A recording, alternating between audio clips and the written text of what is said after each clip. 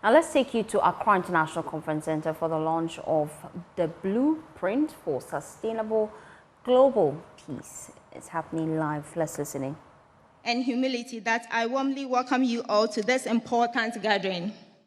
Today, we come together with a shared purpose, the pursuit of lasting peace for our world.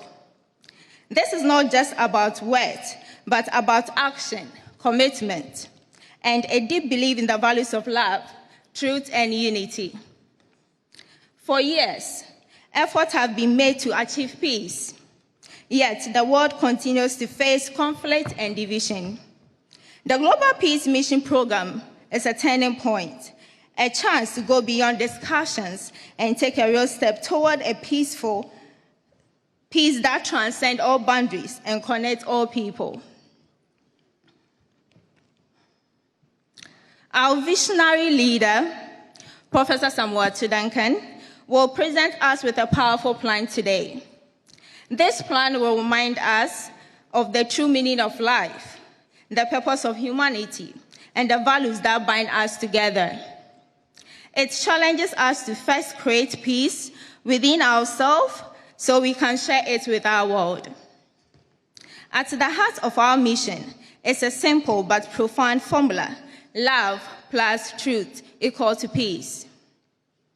These are not just ideas. They are the foundation for trust, respect, and understanding. Today, we commit to building a future based on these principles, making them the cornerstone of our communities and relationships. We also recognize the peace starts with balance, caring for both our physical needs and our spiritual growth.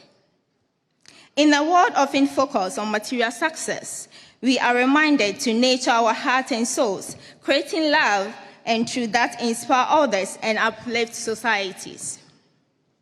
This journey is not one we take alone. We are supported by leaders from around the world, traditional and religious authorities, and voices from all walks of life. Together, we must bring the values of love and truth into our families, schools, workplaces, and communities. These values will serve as a seed for a peaceful world. We are also proud to stand in partnership with the United Nations and many other global organizations. By working together, we can achieve that peace becomes a priority for everyone, everywhere. United, we are stronger, and united, we will create a legacy of peace for future generations. As we prepare to begin this program, let us remember our purpose. We are here to be change makers, leaders, and carriers of a brighter future. Together, let us build a world where love and truth are celebrated, where humanity is respected, and where peace is not just a dream, but a reality. May this gathering mark the beginning of a new era of peace and harmony for us all. Medasi. Thank you.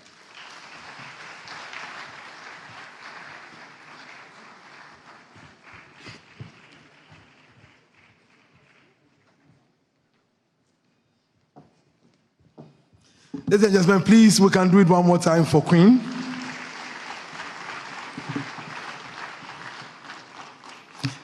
Ghana has few female pilots, and I'm proud to say Queen Ato Duncan, Princess, is part of that few female pilots Ghana has. Let's do it one more time. She is an inspiration to the young women of this country.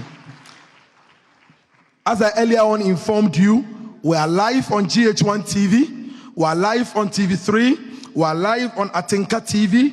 We are live on Ago TV. We are live on Lifestyle TV. We are live on Bright TV. And we are live on TV Africa. We are live on TV3. And we are live on UTV. Thank you, our brothers from the media.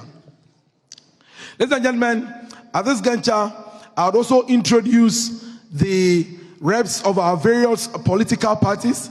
We have in our midst the famous Honorable Hassan Ayariga of the APC.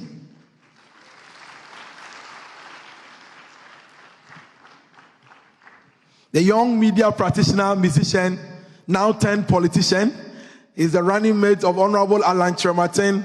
Honorable Kofi Usu. Honorable, you are welcome, sir. He's number 10 on the ballot, Mr. Kofi Cranton, the independent candidate. Sir, you are welcome. Independent presidential candidate, please.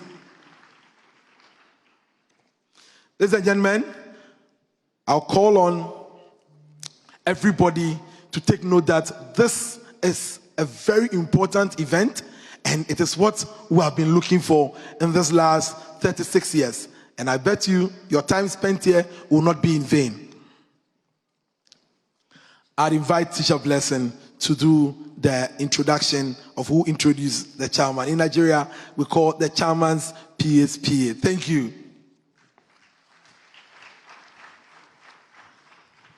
Now, our chairman is obviously going to chair the affairs of this gathering. We cannot start without acknowledging the presence of the chairman and also listening to what he wants to say on the agenda for the day and also his speech for you, ladies and gentlemen. I'm not in the right shoes to do that for you, but the Deputy CEO Administration, KOA RMLC, is going to do that. Her name is Dr. Grace Bimpong.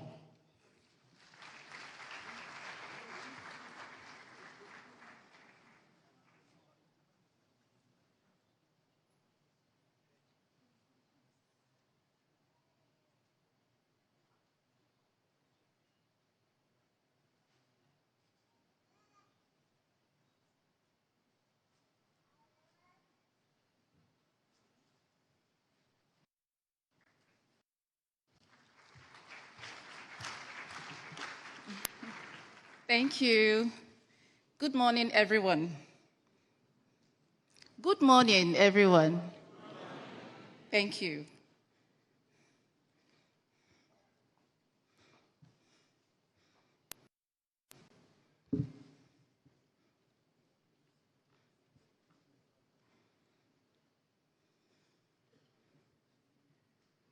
His Royal Majesty, Envoy of Otumfuo Osei Tutu II, Nana Prof. Mensah Bonsu, Niime Kename, Special Guest of Honor, Honorable Ministers of State, esteemed diplomat, the President of KOA Global Peace Mission, Professor Sagan, Directors of KOA Global Peace Mission, Board members and management, RMLC, delegates from heads of organizations, friends from the media, ladies and gentlemen, good morning once again.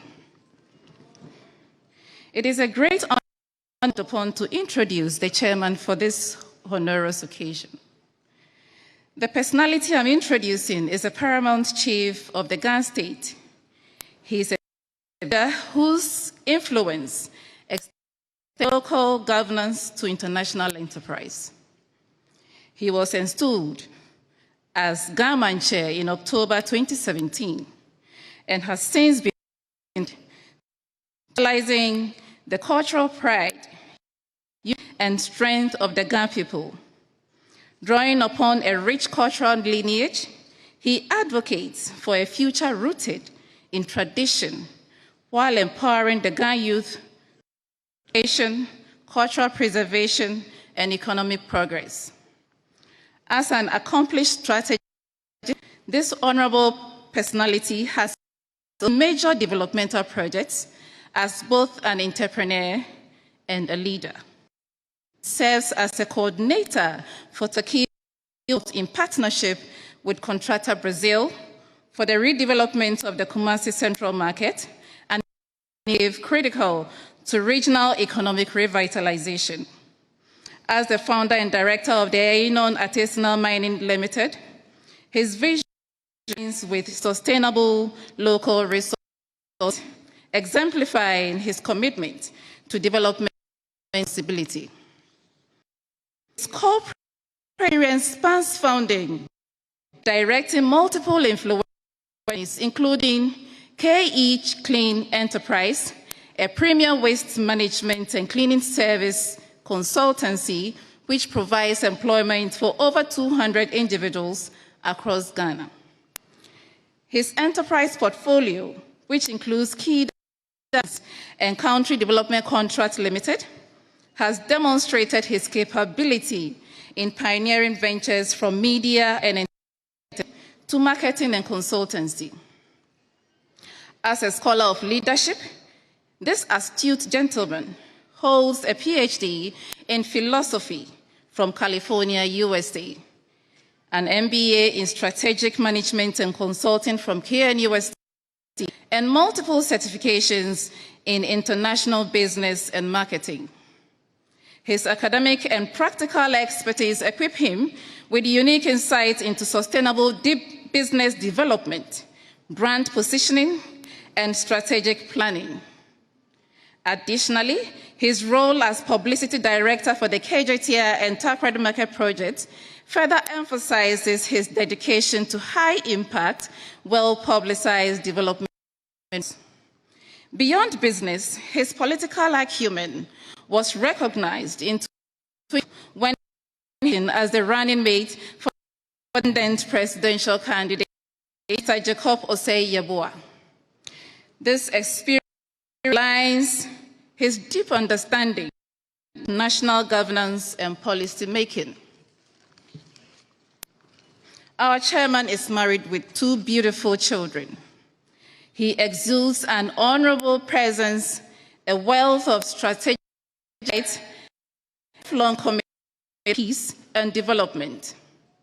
His leadership serves as a powerful testament to the enduring strength of the traditional values aligned with modern governance and sustainable peace. As a revered traditional ruler of the Ghana state, he embodies wisdom, leadership, and a deep commitment to promoting peace and harmony. His tireless efforts to foster unity and understanding among diverse communities give him widespread recognition. Under his visionary leadership, the Ghana state has experienced significant growth and development, cementing his legacy as a champion of peace and progress. Today, we gather to advance the cause of peace, and we are privileged to have this distinguished personality guide our deliberations. Ladies and gentlemen, with a resounding round of applause, welcome our chairman, His Majesty King Taki Teko-True II. Thank you.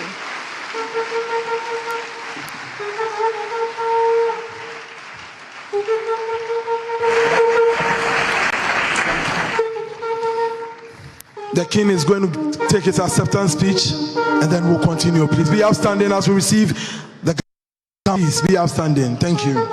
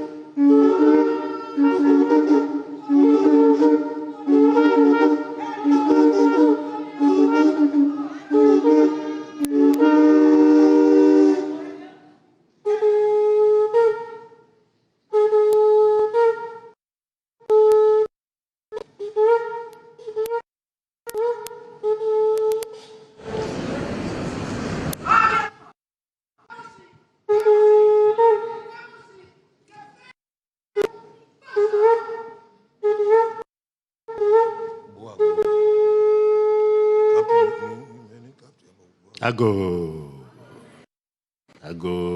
nibe ke name ago Jamaica nyame. Na Professor Mensah Bonsu, representative of Otumfuo Osei to the second. Asante.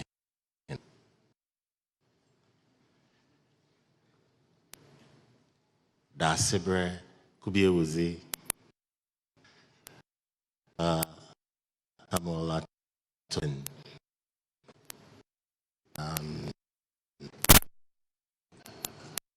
our chief, our Nime, Name, our Senel, our English ladies and guests gathered here.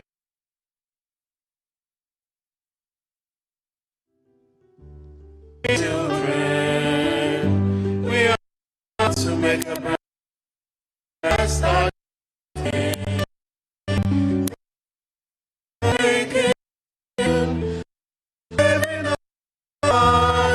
It's true, we make a bright start.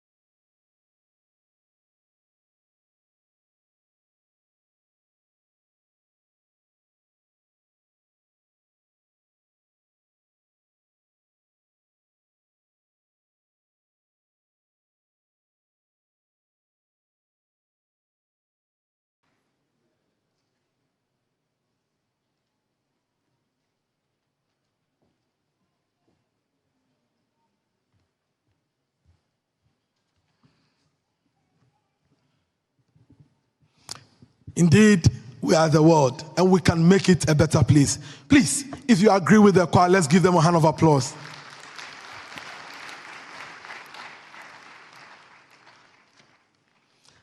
We acknowledge the presence of the Vice President's rep. The Vice President's rep, please, protocol team, please get us the details.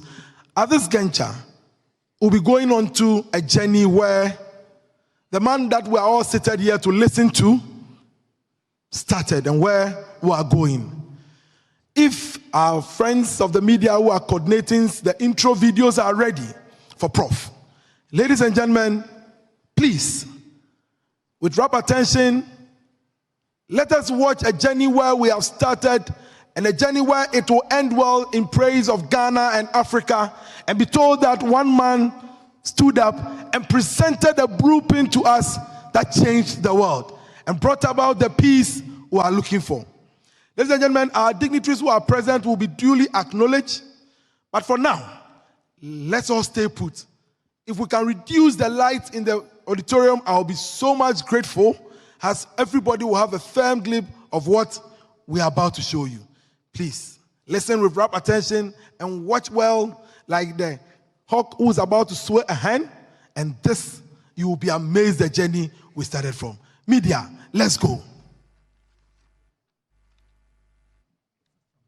And CEO of Core Research and Manufacturing Limited Company, a firm which specializes in the research, production, and marketing of plant-based medicines. He's a distinguished individual, renowned for his expertise in research, particularly in plant and natural medicines, medical and health science, as well as global peace. The company's flagship product, Koa Mixture, is recognized for its effectiveness in managing various health conditions.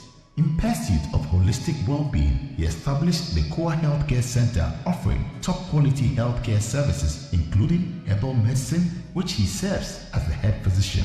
He also serves as the President General of the Center of Awareness Global Peace Vision, Koa GPM, a non-governmental organization he established in 1988 and officially registered in the year 2000, dedicated to advancing global peace. In his role at Koa GPM, Professor Ato Duncan passionately champions peace worldwide through diverse programs and initiatives. Notably, he has organized 4 impactful public lectures on global peace involving prominent leaders from across the country. These lectures emphasize leadership as a catalyst for peace. Under his leadership, peace clubs have been established in various institutions, which forms a crucial step toward forming an international movement for peace, IMFP, in the near future. Beyond his involvement with Koa GPM, Professor Duncan holds pivotal roles in various organizations. He is the president of the Ghana Federation of Traditional Medicine Practitioners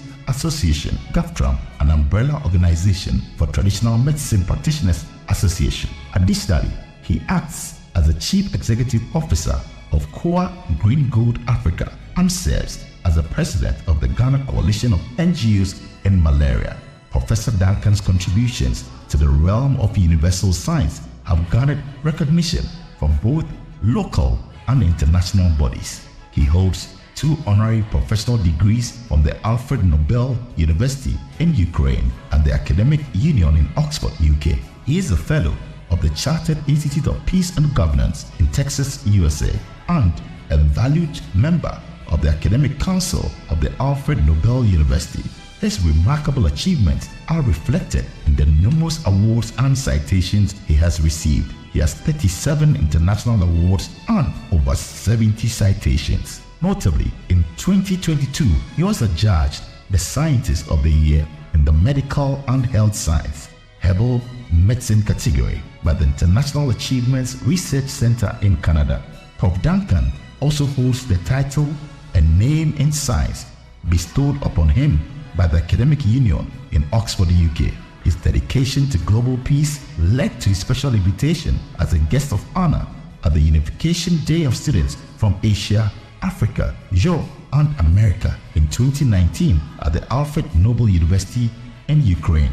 Professor Samuel Ato Duncan's unwavering commitment to advancing plant medicine, his significant contributions to healthcare, and his tireless efforts in promoting global peace established him as a revered and influential global figure. Professor Duncan is a dedicated independent researcher specializing in unraveling the purpose of creation and exploring the ultimate goal of humanity, investigating the fundamental roots of science. 3.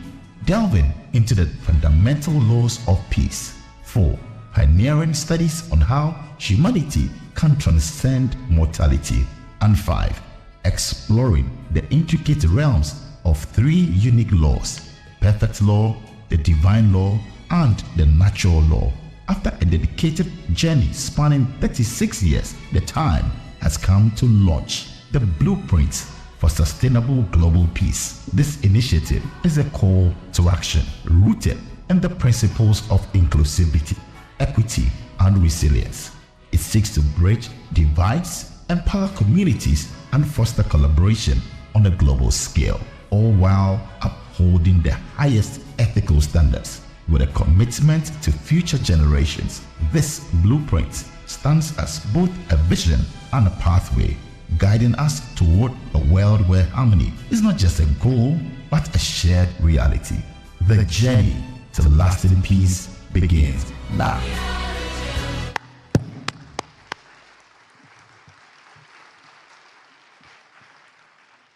Ladies and gentlemen, Ghana, this is the man we are all here this morning to listen to.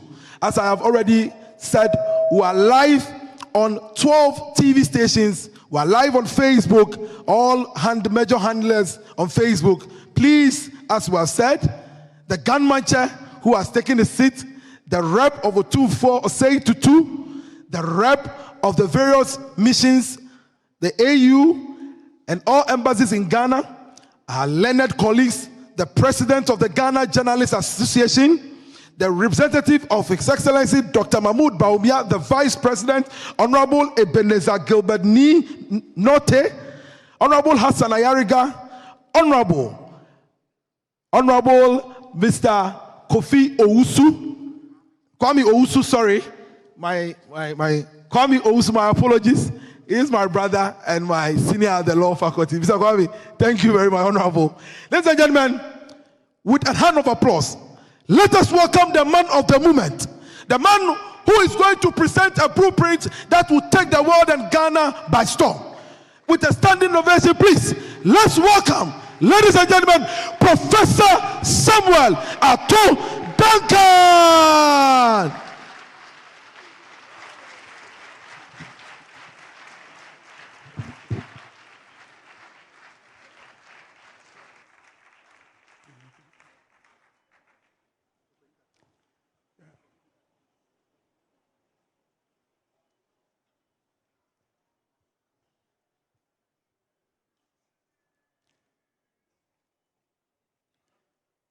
Nana Chair, permit me to stand on the already existing protocols to start my presentation because of time. Today, I'm bringing to the entire world the blueprint for sustainable global peace. We have been talking about peace, peace, peace, peace. But peace has eluded us. Why?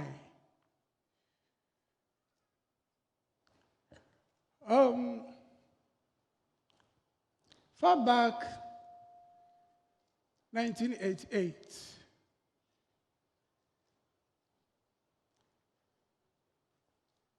I asked myself, what is my purpose in life? And this took me just to the wilderness to pray to God for God to reveal why I'm on earth. That was 24 July 1988 to 31st July 1988. And during the prayer, a question came. Do you know why there's no peace on earth? Then I started pondering. Yes, peace, peace, peace. And the answer came. The reason why there's no peace on earth is that God created man as the most precious asset. And man has diverted the love for humanity rather to the love for the material, wealth, and fame. If the world would come to the realization of the purpose of creation and the goal of humanity, maybe we would do things differently. This led me into the wilderness to look for the answers to peace. Now, you can never fix an engine that you don't have any manual on how the engine works, originally how it works. So when it is at fault, or there's any fault, how do you resolve? Unless you get the original manual and it will teach you how to get to the solution for whatever you need to fix. So if you want to talk about peace, there's the need to look for the originality of peace.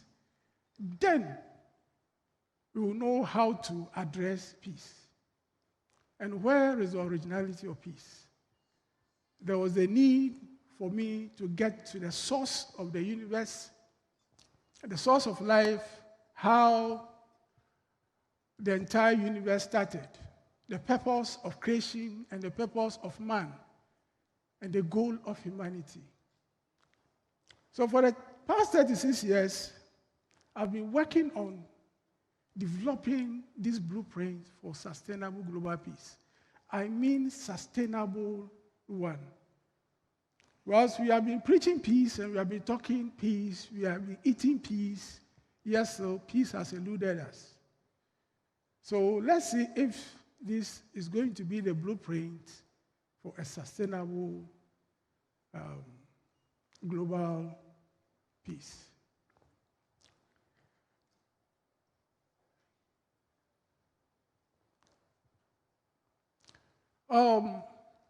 The content, I'm taking you through Duncan's theory of life, creation of mankind, the creative energy, and the scenario of the mother hen, fundamental laws of peace and impact. Then I'll talk also about the next steps and action plan.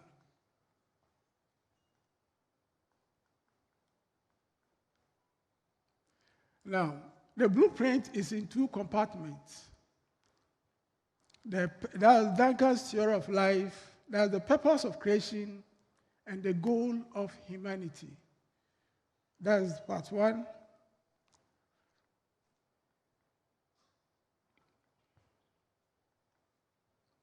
Now, let's understand the key issues. Understanding the concept of life from its entirety,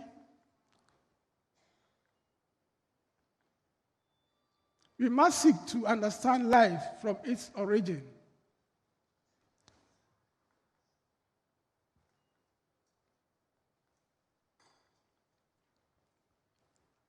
Realization of life in totality, and before creation, there was nothing. Now, let's understand the concept of life. Where is life coming from? I once asked somebody, what is life? And the person said, it's about living things, how living things behave. But life is more than how living things behave. Life is everything about knowledge. Life is everything about, from beginning of creation to where there's no end. So life itself has no end. So let's see what is life. Now, if you want to understand life, you can never read, understand an author of a book if you read from the last page. The book has 1,000 pages. You read from the last page, but you tell yourself, I've understood the writer. It's never true. Science started studying the universe in about 200 years past. Whilst this world has been in existence, according to science, about 13 billion years from NASA. So how can we understand life if we are just studying life from just the last 200 years, where scientists think that that is where life began, and that is what we can make life out of. So before creation of the universe, we've been made to understand from scientists that there was nothing. if indeed there was nothing, nothing will continue to be in a state of nothingness. Am I right? Am I right or wrong? If there was nothing, nothing would have continued to be in a state of nothingness. So where comes from the universe? This means that in reality, there was something, but something was also preventing something to become something. There was something, but something was preventing something to become something. Well, in reality, if there was nothing, nothing would have continued to be in a state of nothingness. I think this is a logical conclusion. This means there was something, but something was preventing that something was from becoming something. And I say this is the philosophy behind creation. Now, let me talk about the genesis of the creative energy. If there was nothing and something started coming, then it means that something started creating something. So definitely, there should be a creative energy behind the entire universe. So what was before creation is what I'm going to talk about, the genesis of the creative energy. So definitely, there was a creative energy also being prevented by something. So let us, now this is the creative energy. This is how the creative energy emerged. There was a dense gravity, and the dense gravity was so huge that it was difficult for light to even come out. Those scientists will bear with me that when in the space we call something the black hole, it has a gravity that light cannot escape. And this is the gravity that was preventing that light to come out. But the black hole, as compared to this energy I'm talking about, is insignificant. The energy was so huge, and that was preventing anything from coming out. And inside, within the dense gravity, there was something we call a speck of light. And that speck of light, I don't know where it came from.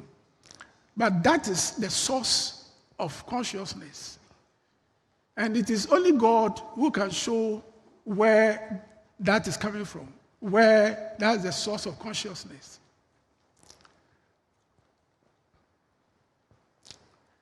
Now, let's take some takeaways. You realize that the dense gravity in the realm of nothingness was the highest form of energy that dominated to maintain a state of nothingness. The speck of light was a form of consciousness and a source of consciousness. After several uncountable number of years, the speck of light, which is the root of consciousness, absorbed the energy in the dense gravity and overcame it. This is a deeper science, and because of the target audience, I will summarize. I'm trying to make everybody understand what I'm presenting. When I come to specific presentations, to academia, to scientists, to religious leaders, I'll give them a deeper part of what I'm doing. But let me give you a general picture of what actually happened. So this is the emergence of the creative energy. Let me ask, if I create a machine, and if I'm the only one who knows everything about the machine, if I'm not there, who can control it? So unless I have a permanent status,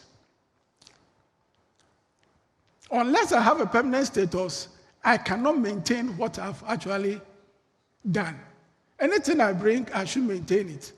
So there was the need to have a creative energy that will have a permanent sort of energy to sustain a permanent sort of universe. So this is how the creative energy emerged. The creative energy, that's the light, grew gradually over some time. Several number of years, it overcame the dense gravity and assumed an immortal status. After assuming immortal status, then this becomes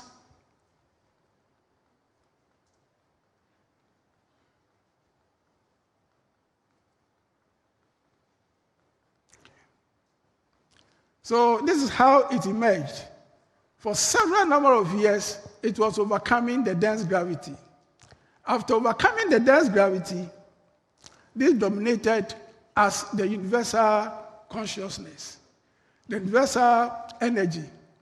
The reason why I have to take you to the root of life, and somebody will say, oh, we came here for peace. But without this, we will not understand what peace is. And will not understand why the world itself was created. And will not also understand the purpose of creation and the goal of humanity. Now, components of the creative energy. The creative energy connotes everlasting consciousness, everlasting life, and consortium of knowledge. The only rare being that has no end. That is where we had the only rare being that has no end. And that is the everlasting consciousness, everlasting life, consortium of knowledge, the only rare being that has no end. That is what I call God. So now, because we are going to relate how God emerged and how we also became in the likeness of God. Then, after that, the question is, who created the universe and how and why? The universe is a brainchild of the creative energy. And the creative energy is made up of three unique laws: the perfect law, the divine law, and the neutral law. After the perfect law has conceived the idea, it was implemented through the divine law and implemented and established through the natural law.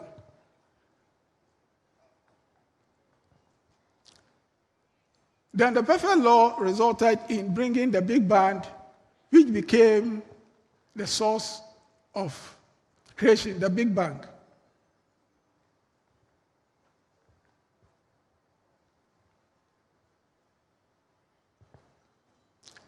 Now, this is how the universe came to existence. Why should I go to the roots and why and how the universe came to existence? Because I want to trace our root. I want to trace where we're coming from. And I want to trace where we're going. So the universe has been created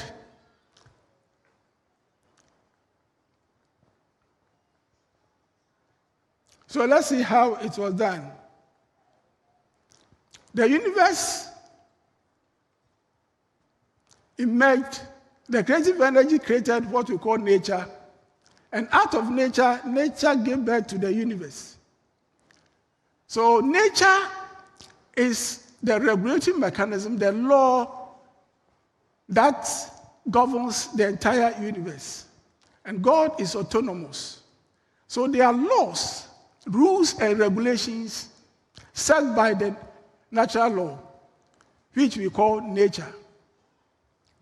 Now, within the natural law, we have a system called Universal Systematic Intelligence Structure. That is how I call it. And this is an independent research that I have conducted for the past 36 years. And I call the Universal Systematic Intelligence Structure the USIS.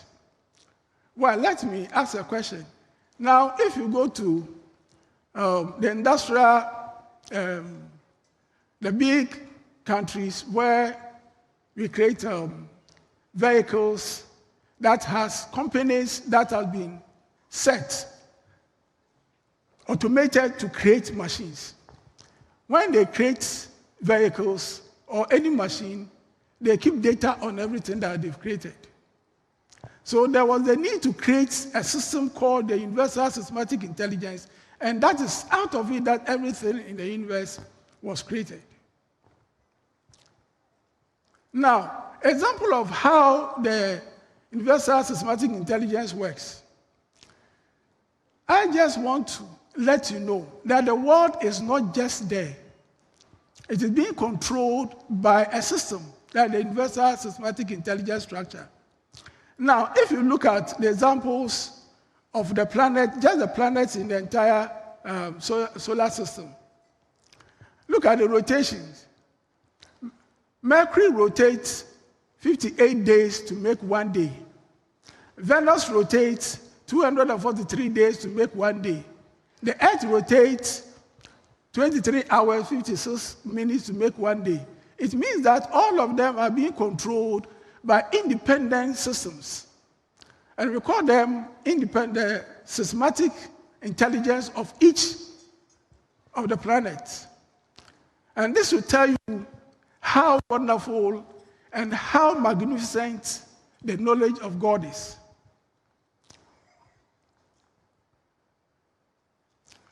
Now, many don't know how big the universe is.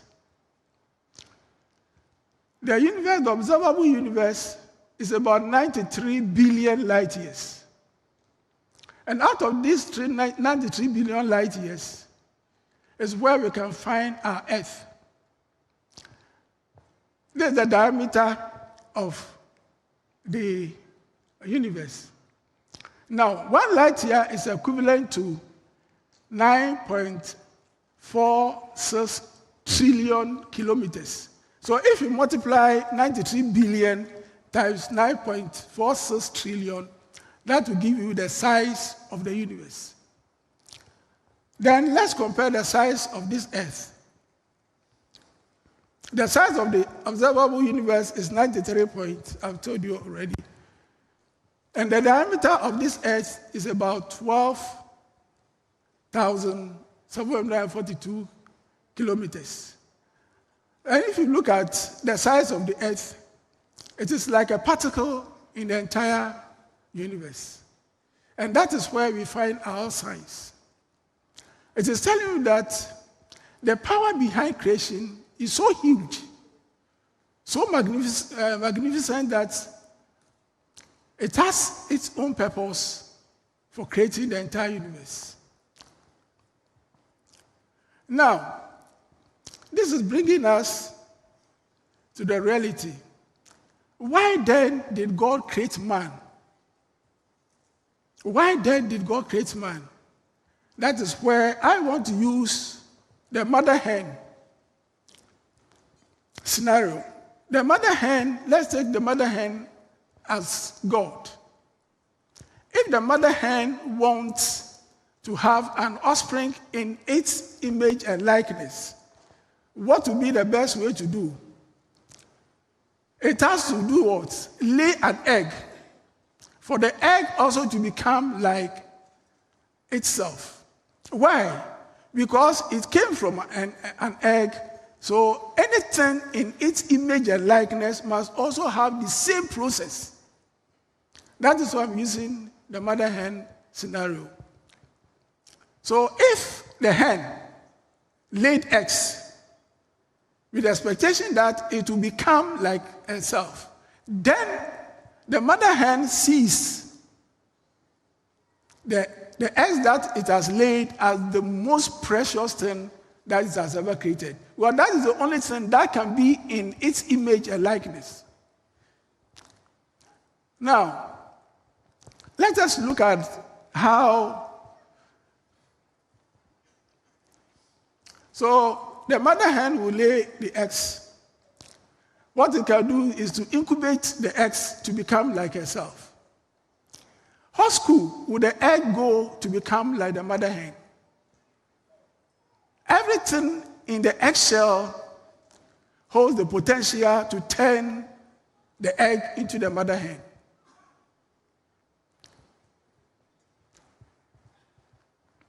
Now let us look at the structure of the egg. Can anybody tell me that looking at this egg, can it become like a fowl? I want an answer. Just look at this thing. Is it like the hen? No. But the one who laid it knew that it is in its image and likeness. So the only way this thing can become like the mother hen has to go through incubation. And when it's going through the incubation, then the egg will begin to know the reality of what is there for. Now, let's go back. The germinal disc, you see the small thing there, we call it the germinal disc.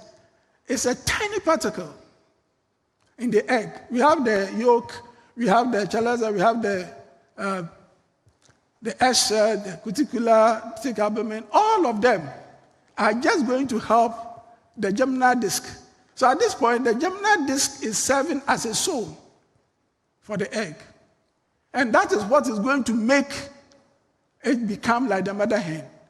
So that germinal disc is very, very key. If it is not there, the egg cannot transform to become a hen.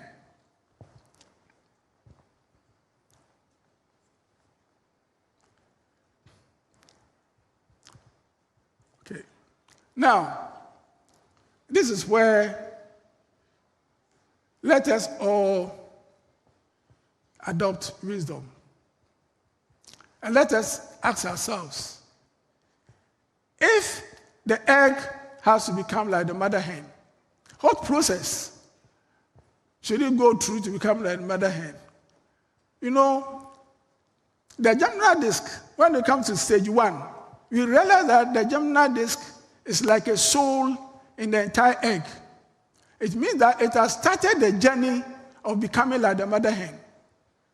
When you go to the 2, 3, 4, you see that it is changing its form. The germinal disc is now understanding and acquiring knowledge, consciousness, energy about the mother hen in the eggshell. So after 20 days, it was ready to come out as a chick. Then 21 days, it came out in the image and likeness of the mother hen. So now, if we don't try to investigate life, we buy eggs, we just eat eggs. But eggs are fowls. Likewise, when God also decided to create humanity, He has to create them in His image and likeness. So how can God also create somebody or a being in His true image and likeness? God has created a lot of spirits. God has created a lot of angels. But none of the angels of creation He calls an image and likeness of Him. Because none of anything in the universe can transform to become as perfect as God is. It is only human beings that have that potential. So we are...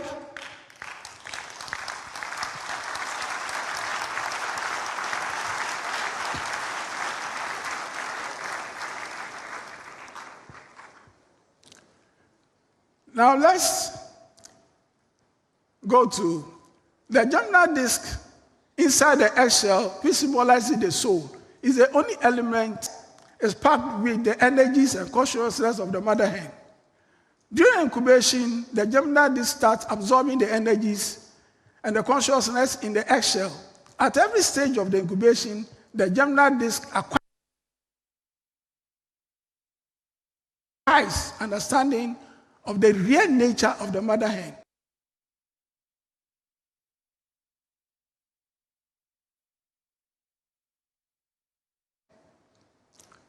So when the system started, when there was an incubation, the incubation period started, the germinal disc started absorbing energies and then started understanding how the mother is and became just as the mother is. So if man has also been created in the image and likeness of God, likewise, anything God has to create to become like himself should be in the real image and likeness. The Son of God must look like him. He should be full of energy, knowledge, and light, and be immortal just as God is immortal. And this is where the idea of creation started. If God now wants to create a human being, he cannot create anything outside the process through which he became what he is. So that is where the philosophy is. That is where how to go and start from the measures of the creative energy so that we will know the structure of the creative energy, so that we will know the structure of man.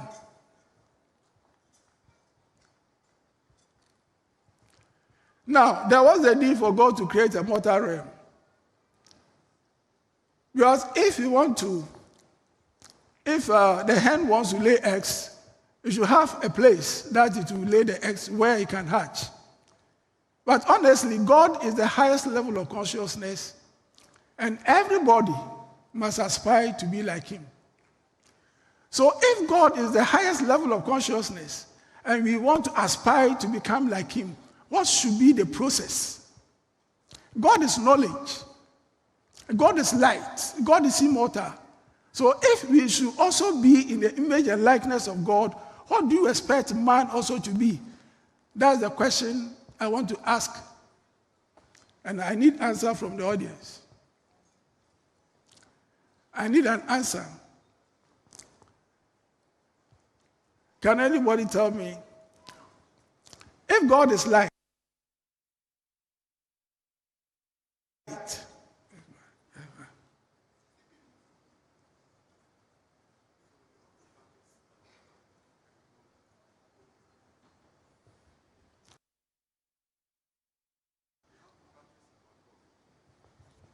you know God, okay.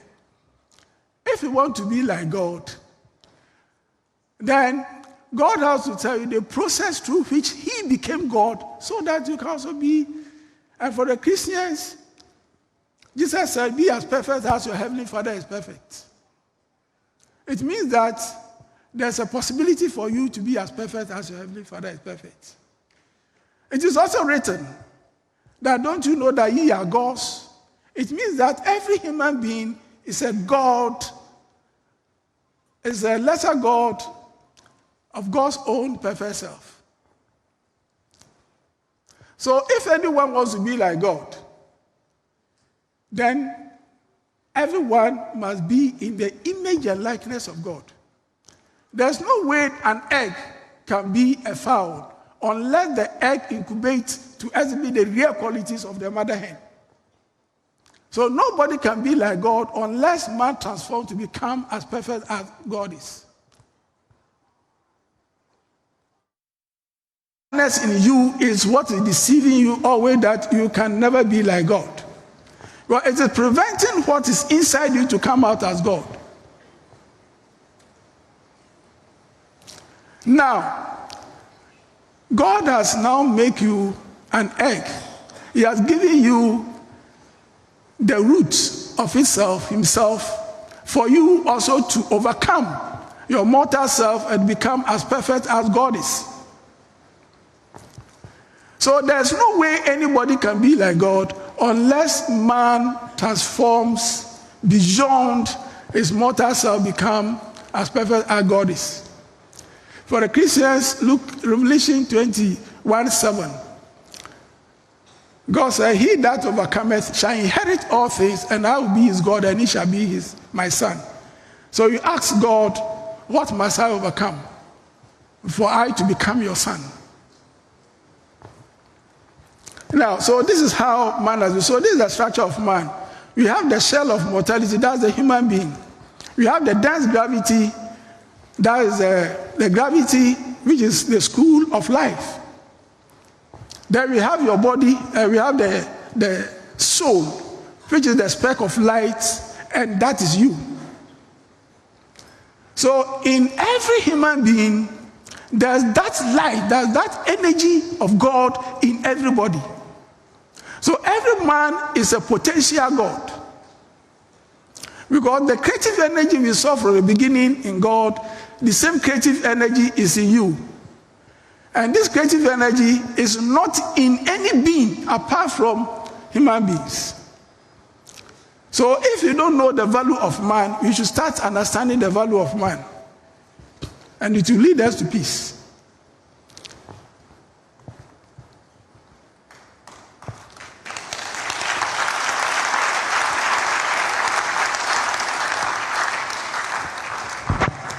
Now, this is the goal of humanity.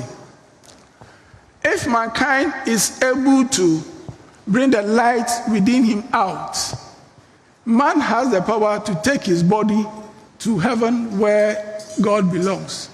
So for the Christians, you know that there was a time Jesus lifted himself up and left this world without being opposed by anything, because his body has been overcome by the energy within him.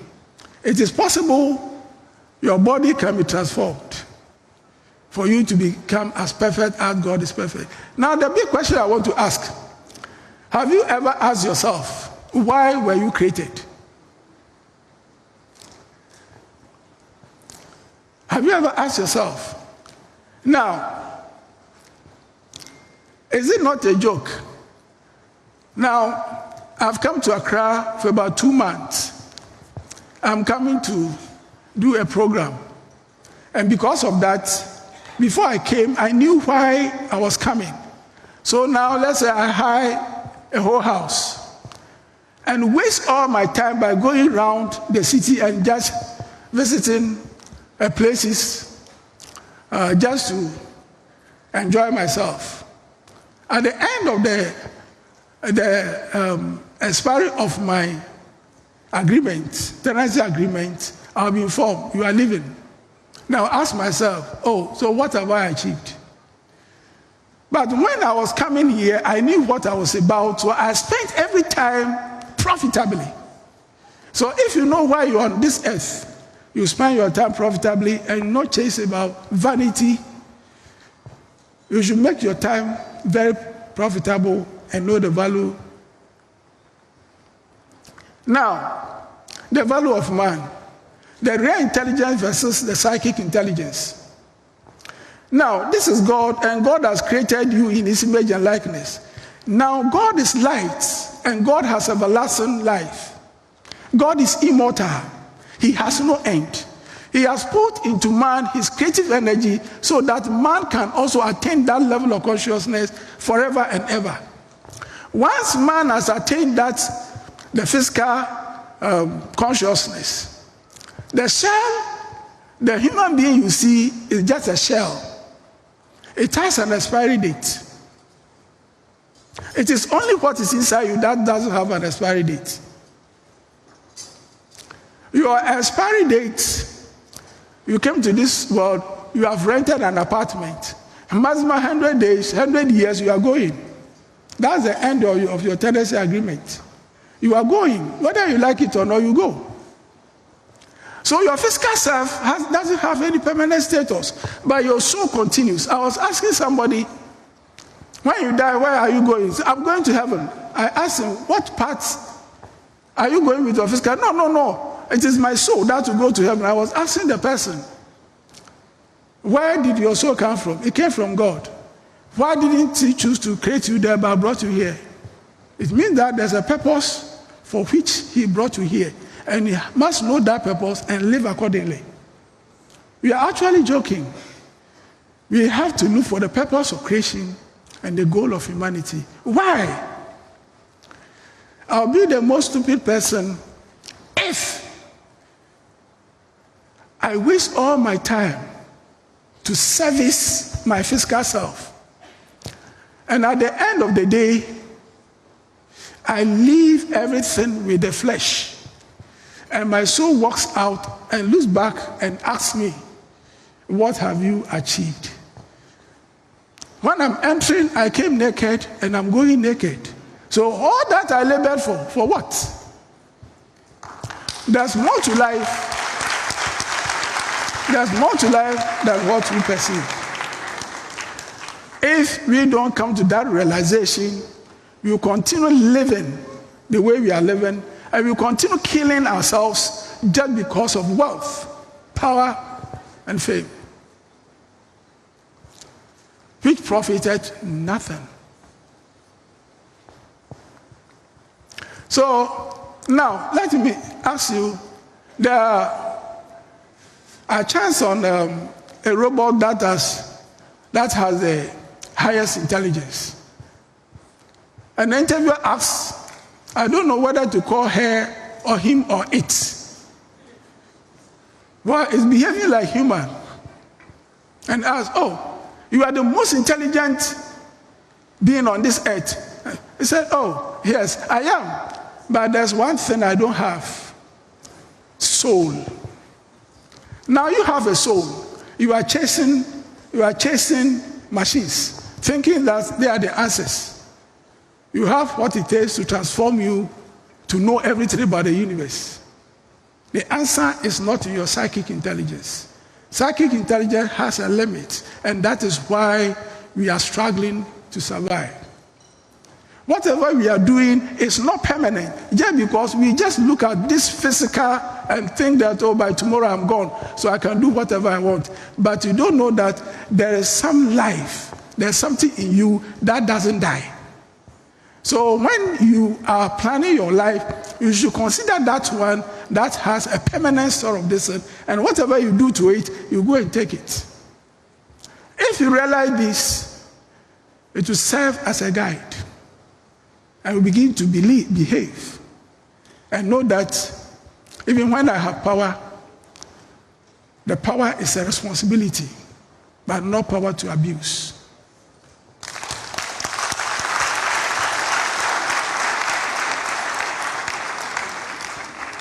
The mortal realm serves as the Earth's gravity, and the soul serves as the spark of light to go through the Earth's gravity to overcome.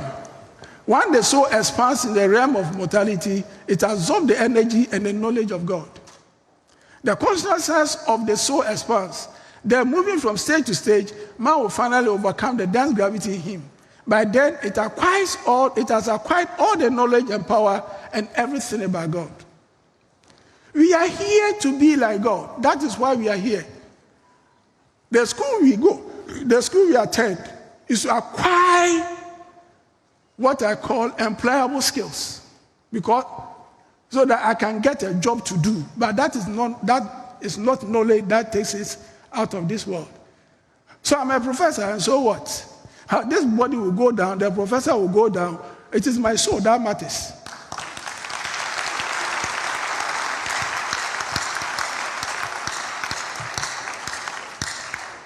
Now, let's talk about the school of life. Assuming the hen started a school, it started from the first stage, second stage, the third stage. Gradually, it was gaining consciousness about the mother hen. The same way, the academicians here, when you go to school, you have a program. Let's say School of Agric. You have a program. Everything about Agric is in the program. You start level 1, level 2, level 3, level 4, what have you. At the end of the level 4, you should acquire everything about the program. Then you become a qualified. Then you get your certificate. Now, if you want to be like God, it's all about life. God is life. So the school that you must attend is the school of life that has no physical barriers. God has created everything, and everything is inside you, just as like the mother hen created the egg. So when Jesus told his disciples, when they say, "Lo here, go there, go not after them, for the kingdom of God is what? Inside you." If the kingdom of God is inside you, where am I going to look for it? Why the kingdom of God is inside you is that the light of God is inside you.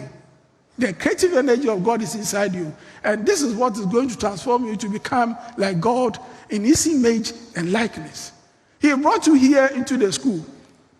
Now, I'm a professor. I want my child to become a professor. So I just give my child that title just because I am a professor. It is not so. You were given the professorship because of the knowledge you have acquired. So your child can only become a professor like you when your child has gone through the same knowledge acquisition. Else the child can never be like you. So if you want to be like God, we should not sit down and say that I can be like God because God is light and God is knowledge and God created the entire universe. So if you want to be like God, one day, when you become like God, you can also create a universe as God has created the universe. Now, this is the school of life where we start from.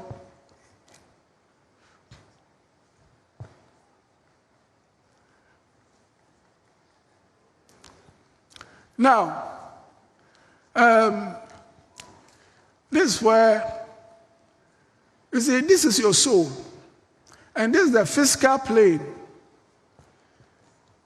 Level of consciousness of God. Now, your soul enters this realm through the door of birth. Then it takes a physical body. Now it has been absorbed into the school. So it is this physical body that is going to use to nurture the soul. So by the door of birth, you enter. By the door of death, you leave it. It is like you entered the school. At the end of the semester, you leave. You leave everything there. You go and come back and continue. When you learn, make good use of your time, you see that the soul is increasing. It is becoming light and it is overcoming the darkness that initially was. Then you are getting closer to God. The consciousness of God is being built in you. Closer you are getting to God, and a time will come, you cannot come again because you have overcome. But the school of life, once you become, I was once asking my friend and brother, Dr. Abnori, are you still a student at TTU? Oh, no, I'm a registered. I said, yes. Because you have completed that school. You cannot go there, but you come there as a teacher. You get it? So this is what we must do. When you are on this earth, you take the human body, and the human body is what has given you the opportunity to become God. Now, when we come here, we think that it's because of money we are here. That is why this being part of the peace, the blueprint. We think that we came to this world because of money, so we don't know any other thing. We kill. Spread falsehood. Do whatever we want to do to this body, for this body to be satisfied. But we have forgotten that we sleep every day and wake up. When you wake up, before you come to meet the properties you have, one day you sleep and one day you will not come back.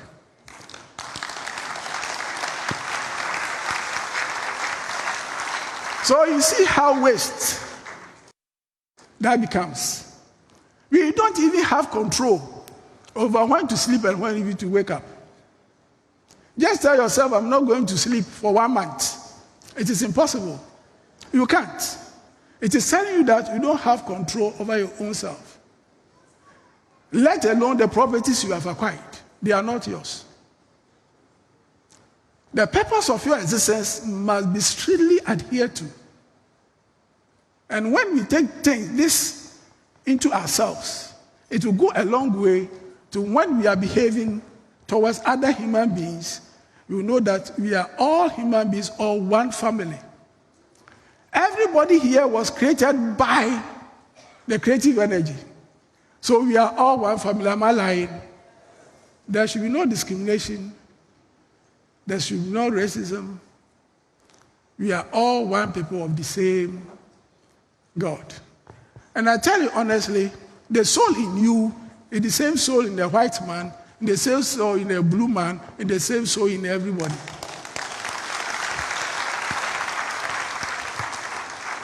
Everybody was created by God equally, but differently classified in the way of living their lives, making discrimination totally unnecessary.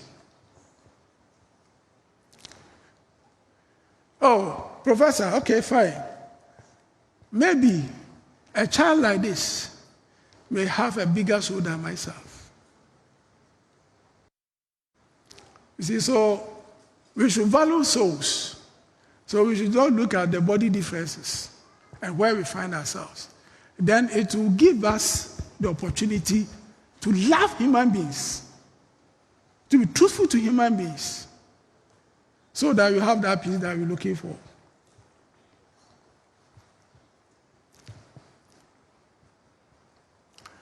So this is the cycle of life.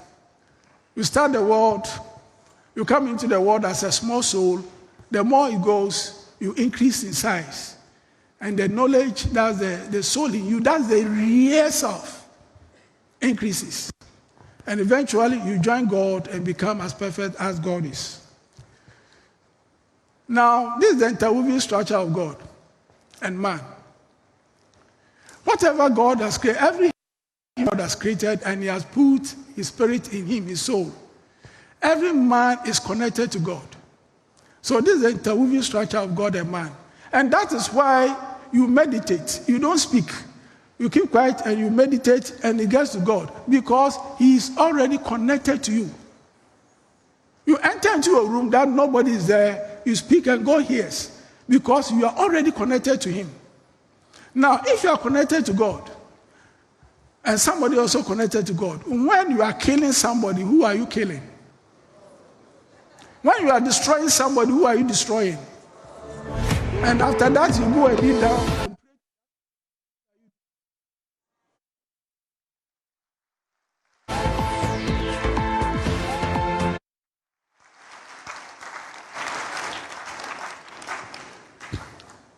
The reason why we should lay emphasis on the value of man. Now, coming to viewer discretion is advised. Look at how man has turned into. And you understand what I'm saying. Man doesn't know that the human being he's torturing or doing anything to is his own brother and his own sister. And they are all coming from one same God that he's serving. Do that. When you sin against man, that is why when you sin against man, go to man before you go and kneel down to pray. Well, you have sinned against God, so don't go to God to ask anything.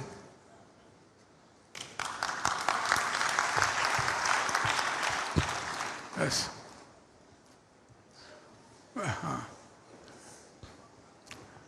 So you see how wicked we become. We value man, and we see man as ourselves. Do unto others what others to do unto you. And these people doing that, when you are coming to their homes, they will block the way with huge security that you cannot enter. You are preventing your children to be killed. And you kill others. For what? What do you want to achieve? And I'm telling you, it's all vanity. You make nothing out of it.